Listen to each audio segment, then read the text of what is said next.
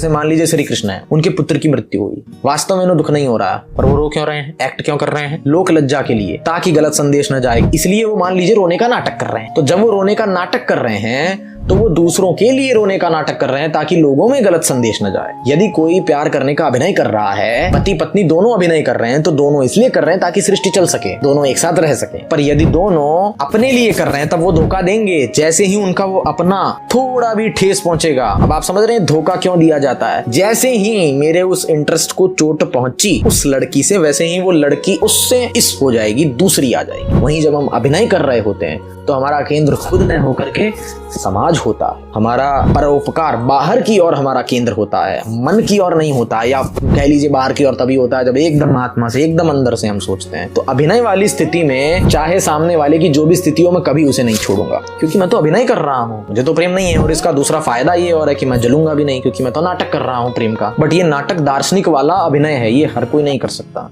तो बहुत ही खोखले रिश्ते हो जाएंगे ना। मान लो एक हस्बैंड वाइफ है, करते हैं ना हम, धीरे धीरे आते हैं कि खोखला तो अभी हो रहा है, जहाँ पूरा चिपके पड़े हैं, पूरा मन से निभा रहे हैं, तब सबसे ज्यादा खोखलाहट है। इसमें खोखलाहट नहीं होगी अगर आदर्श स्थिति बन गई तो। मैं ये बात नहीं कह रहा हूँ कि सब ऐसे ही हो जाओ, सबके ऐसा होना वश में भी नहीं। ये बात समझ भी ली तो इतना नियंत्रण आ जाएगा। हम इस पर पूरे खोखले वाले पर आज पूरी बात करेंगे।